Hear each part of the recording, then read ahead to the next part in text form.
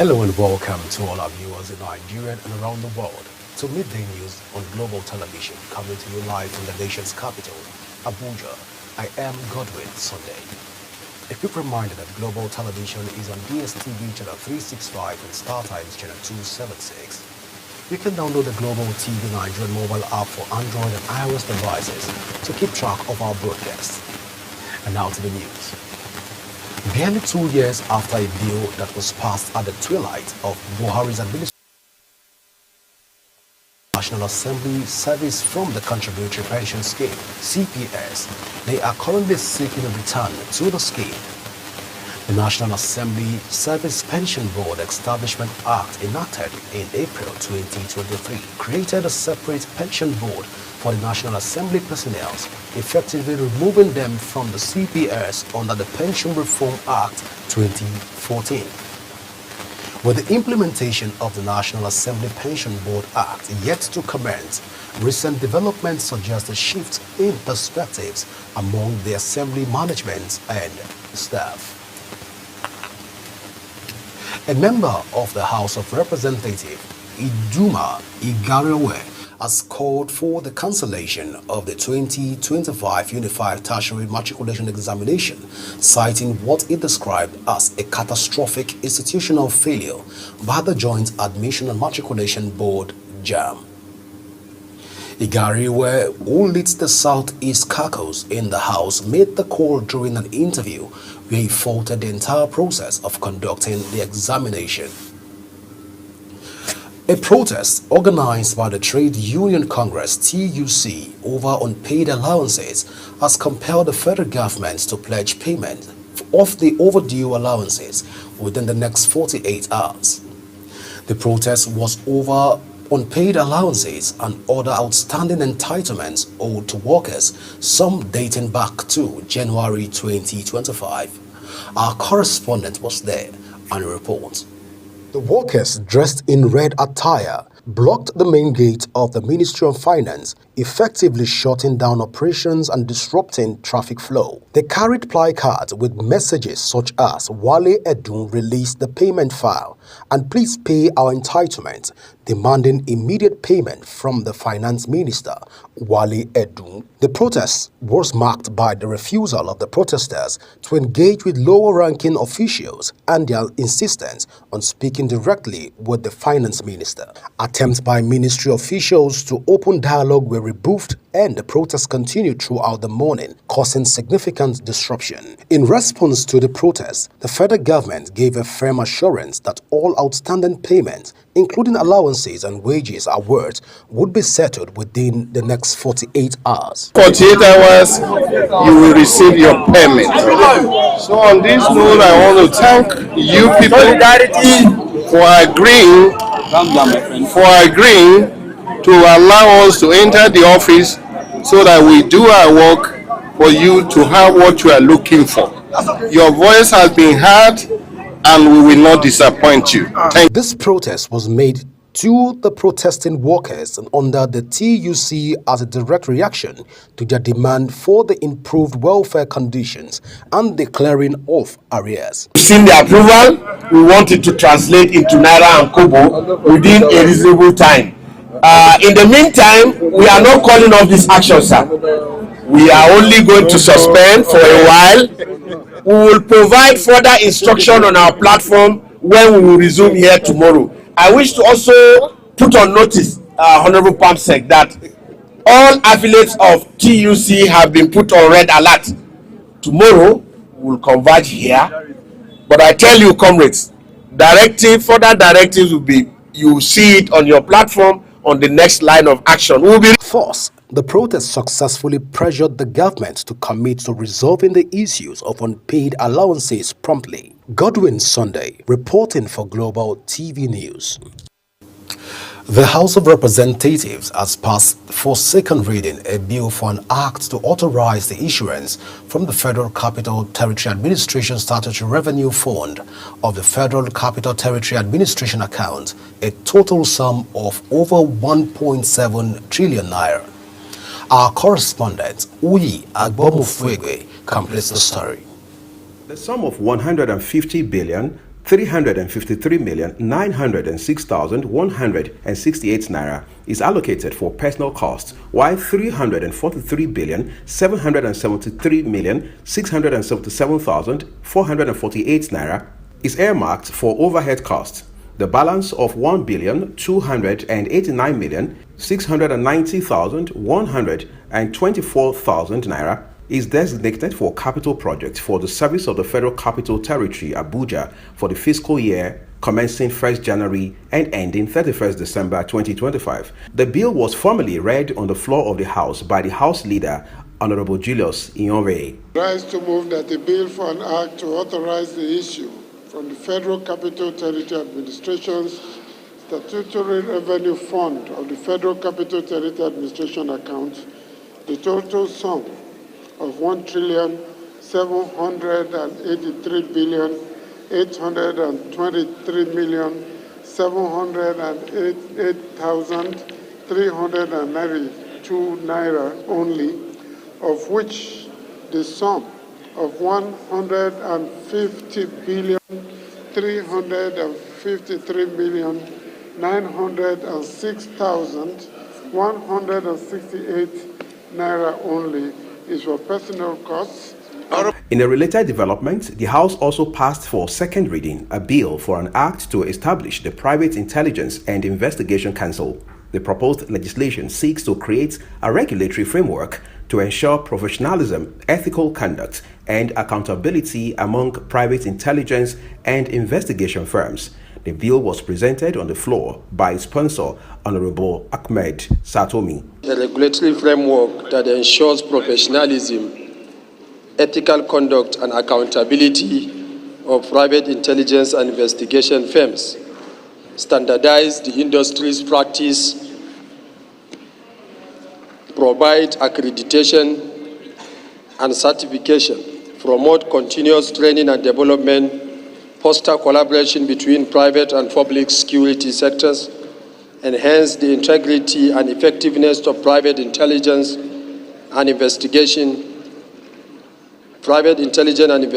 council services.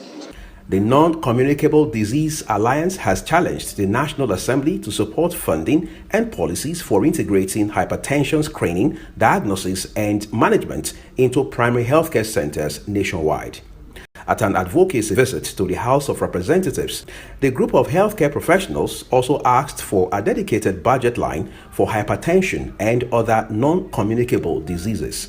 To recommit to meeting the 15% Abuja Declaration target for health sector funding with clear NCD targets, especially expansion of hypertension in the national health insurance coverage. One problem is that medications are getting more and more expensive. Most of our patients cannot afford medication. We need to register more people under the health insurance scheme. The basic healthcare provision fund has to be expanded. The community insurance, we have to do something.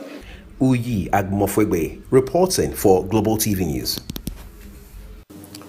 The Nigerian Senate has approved the bill to amend the National Assembly Service Pension Board Act 2023 for its second reading. Senate leader Senator Bamidele Okpayemi, the bill's sponsor, presented it on the floor of the Senate, emphasizing that the pension system for National Assembly members by reinstating the contributory pension scheme. Our correspondent Ramsey Agbo completes the story. Revert to the contributory pension scheme by ensuring a transparent and accountable system, to reintroduce gratuity payments that fairly compensate retirees for their service, aligning with best practices in pension management, to restructure the composition of the governing board to eliminate potential conflicts of interest and enhance governance transparency. Supporting the bill, Senator Barau Jibrin and Tahir Monguno highlighted its significance and timely nature, noting that it will establish a framework beneficial to the National Assembly staff. Having a workable pension scheme. Once you know you have workable pension scheme, you are okay, it will help you by the time you leave. Why you go into corruption? You won't go into corruption. You will be you'll be contented. That contentment will be there. They stressed that the bill is essential for ensuring the long-term sustainability of the pension system for National Assembly personnel and for aligning it with best practices. One of the best ways in order to encourage civil servants to contribute their widow's mite and their best while in service is to guarantee their future, is to ensure that by the time they retire, they will not be exposed to the vagaries and vicissitudes of economic and social problems that is in the larger society. In his remarks, President of the Senate, Godswill Akpabio, decried the existing inappropriate pension scheme, which has adversely affected the work staff.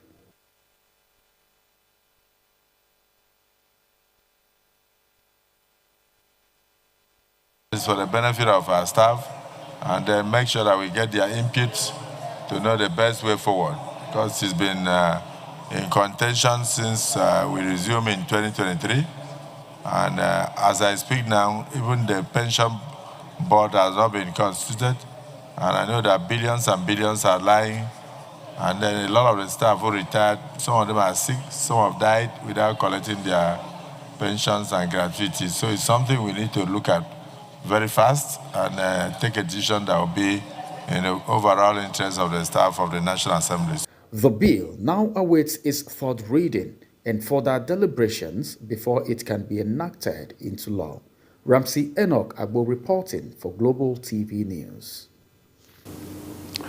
The Nigerian Air Force assigned a Memorandum of Understanding with the Beckford Radosh Shetala Center for a joint research, innovation training, and redeployment of artificial intelligence applications. The Memorandum of Understanding was signed at the International Colloquium, which is part of activities marking 61st anniversary of Nigerian Air Force held at its center in Abuja. Kike Lomo Kere reports. Speaking at the event, the Chief of the Air Staff, Air Marshal Hassan Bala, emphasized that the colloquium is a strategic milestone in line with his command's philosophy, which is to transform the Nigerian airplane force into an agile and resilient force that effectively meets the air-power demands of national security in all operational environments. It says the Memorandum of Understanding is the foundation of a strategic partnership to harness the power of space science and artificial intelligence for the enhancement of the national development and security. These initiatives reaffirm space technology as a cornerstone of our national agenda, driving economic diversification, strengthening intelligence capabilities, and reinforcing sovereign resilience in an increasingly complex global landscape. It is against this backdrop that this colloquium becomes more than just a bilateral engagement, but a convergence point for national synergy in line with Mr. President's renewed hope agenda for a prosperous Nigeria. Earlier, while welcoming the guests, the Chief of Communication and Information System, Air Vice Marshal Sulaiman Usman, says the event further underscores the Chief of the Air Staff's strategic intent to develop and sustain optimal operational effectiveness in the Nigerian Air Force by continually collaborating with relevant strategic partners that will contribute significantly to collective pursuit of harnessing cutting-edge technologies to address Nigerian pressing security challenges. The International Colloquium on Leveraging Artificial Intelligence for Effective Utilization of Space Technology for Enhanced Operations is one of the major activities marking the NAFTA 61st anniversary celebrations. We gather here today at a critical moment in history, characterized by technological advancements in the midst of global security challenges. The event, which brought together leading minds from Nigerian aerospace defense, academia, and technology sector, as well as global experts from United Kingdom, was more than a ceremonial highlight. It marked the beginning of a transformative partnership and AI to advance national security, intelligence, and economic resilience. The colloquium featured key presentation, and each session addressed how data-driven technologies and real-time space capability can revolutionize modern warfare and intelligence framework. Kike Lomo Okeri, Global Television News. The Nigerian Navy says it has continued to maintain round-the-clock situational awareness of Nigeria's maritime domain, extending to the limit of exclusive economic zone through the Maritime Domain Awareness Facilities. The Chief of Naval Staff, Vice Admiral Emmanuel Ogala, who was represented by the Chief of Policy and Plans, Rear Admiral Ibrahim Dewu, stated this while addressing journalists on the forthcoming 69th anniversary of the service. Defense correspondent Kike Lomo Okeri has details. Navy Week is an annual event held to commemorate the establishment of the Nigerian Navy as part of the Armed Forces of Nigeria on June 1, 1956. The Chief of the Naval Staff, Vice Admiral Emmanuel Ogala, who was represented by the Chief of Policy and Plans, Rear Admiral Ibrahim Dewu, explained that the Falcon Eye and Regional Maritime Awareness Capacity System have enabled early detection and swift response to incidents within Nigerian maritime environment. This has ensured Nigeria maintained its zero piracy status in the International Maritime Bureau Piracy Rating. In furtherance to this, the Nigerian Navy has taken the initiative to ensure that the entire Gulf of Guinea is free of piracy and other maritime crimes. It further reveals that in order to enhance the operational activities in the maritime domain, the service has taken delivery of 3 new patrol vessels and 3 newly acquired helicopters, which will be commissioned during the Navy Week. It further reveals that a total of 215 suspects and 26 vessels were arrested, while 468 illegal refining sites were deactivated in 2024. He added that an estimated quantity of 6.5 million liters of stolen crude oil and 7 million liters of illegal refined automated gas oil were seized and appropriately handled. The new patrol vessels are NNS Shere, NNS Faro, and NNS Ikogosi. All 3 vessels are about 38 meters long with an endurance of 5 days. 2 of the vessels were acquired from Singapore and 1 from South Korea, and they all arrived in Nigeria in December 2024. These vessels will serve as seaward defense boats within Nigeria's littorals up to the 24 nautical miles contiguous zone. The Navy Week celebration, which is expected to commence on the 23rd of May to June 1, 2025, will serve as an opportunity to present a scorecard of the Nigerian Navy's performance in the service of the nation. Kike Lomo Okeri, Global Television News. The Monetary Policy Committee of the Central Bank of Nigeria has retained the country's interest rate at 27.50% for the second time in 2025. The governor of the CBN, Olayemi Cardoso, disclosed this during a press briefing after the 300th MPC meeting in Abuja. Cardoso also said the committee was unanimous in its agreement to hold all parameters. On the foreign scene, the federal government has lauded Cameroon's commitment and collaboration in fostering stability in West Africa amidst complex security threats by Boko Haram and other groups on the continent of its 53rd independence anniversary. The Minister of Foreign Affairs, Ambassador Yusuf Tuga, in a statement issued in Abuja by Kimiebi Ebiefa, spokesperson of the Ministry of Foreign Affairs, congratulated its counterpart, Lejoen Mambala, Minister of Foreign Affairs of Cameroon. Tuga stated that as Cameroon celebrates the significant milestone, Nigeria reaffirms its dedication to deepening existing bonds of friendship and cooperation between both nations. United States President Donald Trump said he has selected a design for the futuristic Golden Dome missile defense system. Days after returning to the White House in January, Trump unveiled his intention for the system aimed at countering next-generation aerial threats to the U.S., including ballistic and cruise missiles. An initial sum of $25 billion has been earmarked in the new budget bill, although the government has estimated it will end up costing much more than what has been budgeted for it over the next decade. The United Nations says its team in Gaza have not yet been able to distribute aid despite dozens of supply trucks entering the territory over the past 2 days.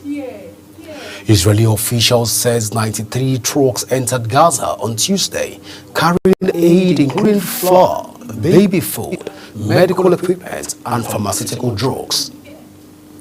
The UN stated that despite trucks reaching the Palestinian side of the Karim Shalom crossing, no aid has been distributed so far.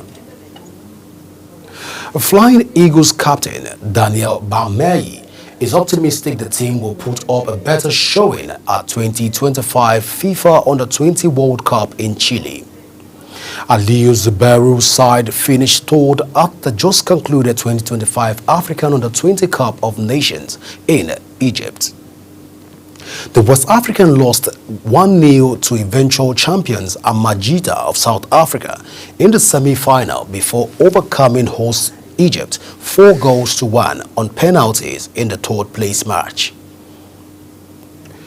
Quadri Aruna reinforced his reputation as one of table tennis elites with a sensational 4-2 win over Germany's Benedikt Duda to reach the round of 16 of the 2025 ITTF World Championship in Doha, Qatar. The victory sealed at the Lusail Hall ensures he is the last African standing in the men's single following the exit of Egypt's Omar Assa in the second round. Despite entering the tie with 1-2 head-to-head record against the left-handed Duda, Aruna delivered a composed and strategic performance.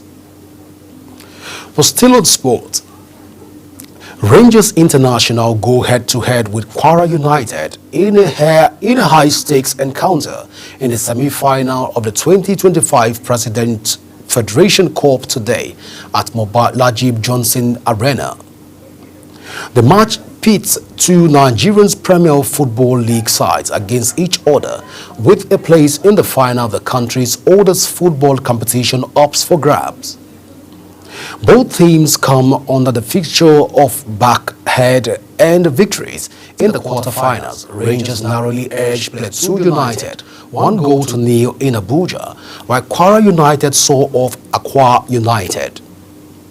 And that's it on Global TV Midday News. A quick reminder that Global Television is on DSTV channel 365 and StarTimes channel 276. Kindly follow us across all our social media platforms now showing on your screen using @GlobalTV NG. You can download the Global TV Nigerian mobile app for Android and iOS devices to keep track of our broadcasts. I am Godwin Sunday. Thank you for watching.